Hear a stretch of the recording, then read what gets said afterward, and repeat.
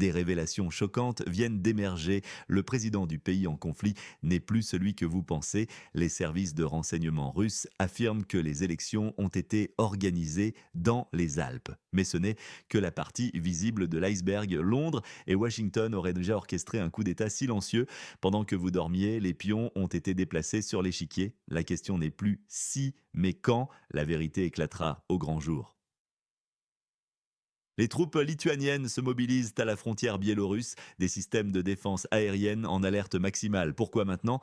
La réponse se cache dans une série d'incidents inquiétants. Des drones mystérieux violent l'espace aérien. L'un d'eux, un Gerbera russe, s'est écrasé, l'autre a disparu sans laisser de traces. Pendant ce temps, une crise humanitaire se profile. L'Allemagne commence à perdre patience. Trop d'euros dépensés pour les réfugiés. Le message est clair, au travail ou au front. Mais qui tire vraiment les ficelles? Les attaques se multiplient, des centaines par jour. Le territoire disputé manque d'hommes, tandis que la Russie avance méthodiquement. Ce n'est pas un hasard, tout fait partie d'un plan plus vaste. Et Trump lance un ultimatum au Kremlin. Le silence de Moscou est assourdissant. Le 7 août pourrait marquer un tournant décisif.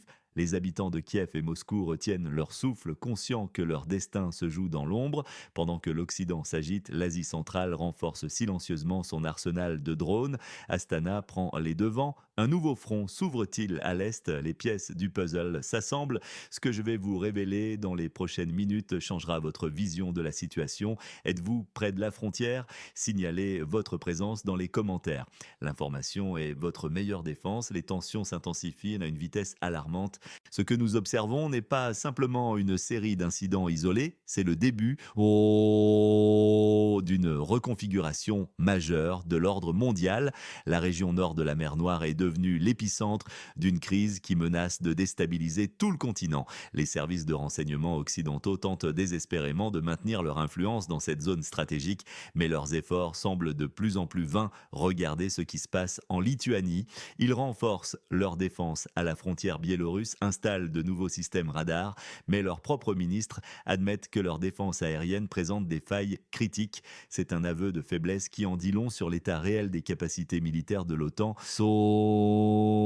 Les incidents de drones se multiplient dans la région. Un drone de combat non identifié a été abattu au-dessus de Minsk, équipé d'explosifs et de fragments métalliques. Qui est derrière cette provocation? Les experts pointent du doigt les services occidentaux, mais les preuves restent dissimulées. Pendant ce temps, l'Allemagne commence à montrer des signes de fatigue. Le soutien financier aux réfugiés devient un sujet de controverse majeure. La solidarité occidentale, tant vantée, commence à se fissurer sous la pression économique. Les déclarations de Trump sur la Russie créent des ondes de choc à Washington. Le silence du Kremlin est assourdissant et terriblement significatif. Les stratèges américains s'inquiètent. Ont-ils perdu le contrôle de la situation? La confiance s'érode rapidement des deux côtés. Les populations locales remettent en question la véracité des avertissements officiels. Elles sentent qu'on ne leur dit pas tout, mais le plus inquiétant reste à venir. Des mouvements militaires inhabituels ont été détectés dans plusieurs points stratégiques. Les services de renseignement sont en état d'alerte maximale. Ce qui va se passer dans les prochaines 48 heures pourrait changer définitivement l'équilibre des forces. Mesdames et messieurs, nous suivons aujourd'hui une situation complexe qui se développe dans la région du nord de la mer Noire. Les informations qui nous parviennent révèlent une intensification significative des opérations militaires russes, avec des détails troublants sur l'utilisation croissante des drones. Selon les déclarations de Loukachenko en septembre 2024, un accord tacite existe concernant la discrétion médiatique sur les activités des drones dans l'espace aérien biélorusse. Il a notamment souligné les difficultés techniques rencontrées par toutes les parties, citant l'impact des systèmes de guerre électronique qui perturbent les trajectoires des appareils. Dans la zone de conflit, les forces russes mènent des opérations sur 12 axes simultanément avec une concentration particulière dans le secteur de Pokrovskoye. Les rapports indiquent 172 engagements en une seule journée, dont un tiers dans cette zone spécifique. Face à cette pression, le pays limitrophe de la Russie développe des systèmes de défense innovants, notamment des filets de protection contre les drones. Ces installations, bien que rudimentaires, constituent une réponse aux incursions profondes des drones russes dans le territoire contrôlé par les forces locales. La situation du personnel reste critique. En Allemagne, le débat s'intensifie concernant les aides accordées aux réfugiés en âge de combattre. Le parti CSU propose de conditionner ces aides, suggérant que ces hommes devraient soit travailler en en Allemagne, soit retourner servir dans leur pays d'origine. Ces développements soulignent la complexité croissante du conflit et ses ramifications internationales. Qu'en pensez-vous? Laissez votre point de vue dans les commentaires. J'ai hâte de lire vos analyses sur cette situation. Bonjour à tous.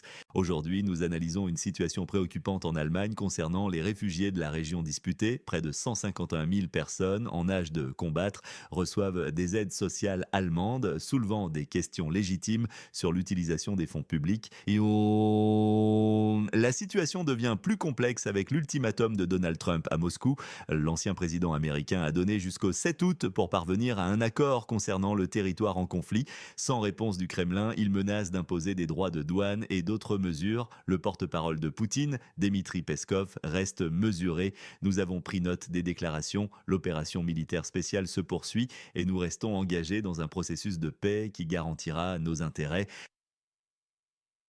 À Moscou, comme dans la zone de conflit, les citoyens accueillent ces déclarations avec scepticisme. Vladimir, habitant de la capitale du pays en crise, résume bien le sentiment général. Malheureusement, en 2025, la parole d'un dirigeant de grande puissance ne signifie plus grand-chose. Quand il dit 10 jours, 50 jours ou 2 jours, il peut changer d'avis de 180 degrés le lendemain. Cette méfiance reflète une fatigue croissante face aux déclarations politiques sans effet concret. Les populations locales, tant à Moscou que dans la région contestée, semblent avoir perdu foi en la diplomatie internationale. Oh, la question des réfugiés en Allemagne souligne un autre aspect critique, l'impact économique sur l'Europe. Ces 151 000 personnes représentent un défi significatif pour le système social allemand, alors même que leur présence soulève des questions sur leurs obligations militaires dans leur pays d'origine. Que pensez-vous de cette situation complexe? Les menaces de sanctions économiques peuvent-elles vraiment influencer la politique du Kremlin? Partagez votre analyse dans les commentaires. Mes chers auditeurs, aujourd'hui nous analysons une situation géopolitique complexe qui se développe autour de notre voisin oriental. Les services de renseignement russes ont fait une déclaration fracassante concernant un prétendu changement de pouvoir dans le pays limitrophe. Selon Moscou, une réunion secrète aurait eu lieu dans une station des Alpes où des représentants américains et britanniques auraient orchestré un changement de leadership dans cette région instable. Le nouveau dirigeant désigné serait Zaloujny, l'ancien commandant en chef des forces armées. Cette information explosive suggère que tout s'est fait à l'insu de la population du territoire disputé. Les services russes affirment que seul un petit groupe de personnes était impliqué dans cette décision, notamment Yermak et Boudanov, qui auraient reçu des garanties de maintien de leur position en échange de leur coopération. Parallèlement, nous observons la réaction de Trump dont le comportement suscite des inquiétudes croissantes. Un résident de Moscou, Vladimir, commente: Trump peut dire ce qu'il veut, cela ne changera rien à la situation. Nous continuerons sur notre voie. Cette instabilité politique s'inscrit dans un contexte plus large de tensions entre la Russie et l'Occident. La zone de conflit devient de plus en plus un théâtre où s'affrontent les intérêts des grandes puissances, avec des conséquences potentiellement graves pour la stabilité régionale. Les révélations sur cette prétendue réunion secrète dans les Alpes jettent également un nouvel éclairage sur les récentes tentatives de limitation des pouvoirs des organes anticorruption dans cette ancienne république soviétique, une manœuvre qui prend maintenant tout son sens dans ce contexte de changement politique présumé. Qu'en pensez-vous? Ces nouvelles révélations changent-elles votre perception de la situation? Partagez votre opinion dans les commentaires. Peut-être arriverons-nous ensemble à comprendre ce qui se passe réellement. Mes chers auditeurs, aujourd'hui nous analysons une situation géopolitique complexe qui mérite toute notre attention. Les services de renseignement russes ont révélé un plan américain troublant concernant la région instable à l'ouest de nos frontières. Selon des sources fiables, Washington aurait déjà choisi un successeur à l'actuel dirigeant, l'ancien ministre de l'Intérieur Arsen Avakov. Cette information provient directement du service de renseignement extérieur russe qui affirme que les États-Unis ont déjà donné des instructions à leurs ONG pour préparer l'ascension d'Avakov au pouvoir. Des discussions seraient en cours avec les principaux partis d'opposition, notamment avec Yulia Tymoshenko et Petro Poroshenko. Les autorités du pays frontalier contestent vivement ces allégations, les qualifiant de campagne de désinformation orchestrée par Moscou. Selon leurs services de renseignement, cette narrative viserait à déstabiliser leur société en temps de guerre. La situation est d'autant plus complexe que le pays est actuellement sous loi martiale, rendant impossible l'organisation d'élections régulières. Les défis sécuritaires, la participation des militaires et le sort des réfugiés sont autant d'obstacles majeurs. Ce qui est particulièrement intéressant, c'est que cette information fait écho à des rapports similaires datant d'août 2024. La récurrence de ces allégations soulève des questions sur les véritables intentions des acteurs impliqués. Nous observons une tendance inquiétante où les puissances occidentales tentent d'influencer le cours des événements dans cette région stratégique sans tenir compte des réalités locales ni des intérêts légitimes de la Russie. Cette situation mérite notre vigilance continue car elle pourrait avoir des répercussions significatives sur l'équilibre géopolitique régional. Qu'en pensez-vous? Les États-Unis préparent-ils réellement un changement de pouvoir dans cette région sensible?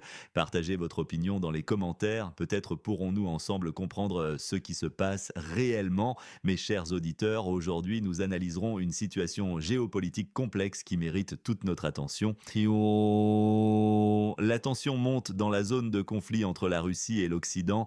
Les services de renseignement rapportent une escalade significative des activités militaires dans la région frontalière. Le pays limitrophe de la Russie continue d'être le théâtre d'une confrontation marquée par l'ingérence occidentale. Parallèlement, nous observons une situation alarmante au Moyen-Orient. Trump, contrairement à la position israélienne, reconnaît ouvertement la famine à Gaza. Les Pays-Bas ont pris des mesures diplomatiques drastiques contre Israël, notamment en convoquant son ambassadeur et en interdisant l'entrée de certains ministres israéliens sur leur territoire.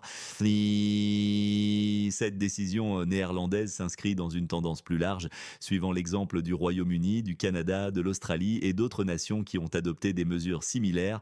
Amsterdam a placé sur liste noire les ministres Ben Gvir et Smotrich, accusés d'incitation à la violence contre les Palestiniens. Les Pays-Bas soutiennent également la recommandation de l'UE de restreindre l'accès d'Israël au programme de recherche européen. Amnesty International a lancé de graves accusations évoquant un génocide à Gaza. Cette position est partagée par des organisations israéliennes de défense des droits humains, notamment B'Tselem et Physicians for Human Rights Israël. La secrétaire générale d'Amnesty International, Julia Ducrot, souligne l'utilisation de la famine comme arme de guerre, qualifiant ces actions de génocidaires lorsqu'elles visent à créer des conditions de vie destructrices pour un groupe. Que pensez-vous de ces développements internationaux? Partagez votre analyse dans les commentaires. J'apprécie toujours vos points de vue éclairés. Texte en français, 2000 caractères. Les tensions géopolitiques continuent de s'intensifier alors que le Kazakhstan et la Turquie renforcent leur coopération stratégique. Lors d'une rencontre significative, le président kazakh Tokayev et le président turc Erdogan ont affirmé leur engagement commun pour le développement durable et la sécurité mondiale. Dans le contexte des conflits actuels, le Kazakhstan a exprimé son soutien aux initiatives turques visant à résoudre pacifiquement la crise dans la région de conflit bordant la Russie. Tokayev a notamment souligné l'importance de l'intégrité territoriale de cette zone disputée entre la Russie et l'Occident, une position qui reflète la complexité des relations diplomatiques actuelles. Un aspect particulièrement intéressant concerne l'évolution militaire en Asie centrale. Les pays de la région modernisent rapidement leurs capacités en matière de drones, important des technologies de Turquie, de Chine, de Russie et d'Iran. Le Kazakhstan se distingue par sa diversification, disposant d'un arsenal varié comprenant des drones turcs, chinois, israéliens, russes et américains. Selon Michael Hilliard, expert en analyse de défense pour l'Asie centrale, bien que l'industrie locale des drones reste embryonnaire, les ambitions sont réelles. Le Kazakhstan développe ses propres lignes d'assemblage en partenariat avec des acteurs étrangers. Même si la production à grande échelle n'a pas encore démarré, cette modernisation militaire s'inscrit dans un contexte plus large de transformation géopolitique. La collaboration entre Astana et Ankara témoigne d'une volonté de renforcer l'influence régionale face aux défis sécuritaires croissants. Les deux nations partagent également une vision commune sur la nécessité de réformer les Nations Unies, soulignant leur engagement pour un ordre mondial plus équilibré. Ces développements interviennent alors que la zone d'instabilité au nord de la mer Noire continue d'être au cœur des préoccupations internationales. La position du Kazakhstan, équilibrée entre différentes puissances, illustre la complexité des enjeux régionaux actuels. Que pensez-vous de ces développements en Asie centrale? Partagez votre opinion dans les commentaires.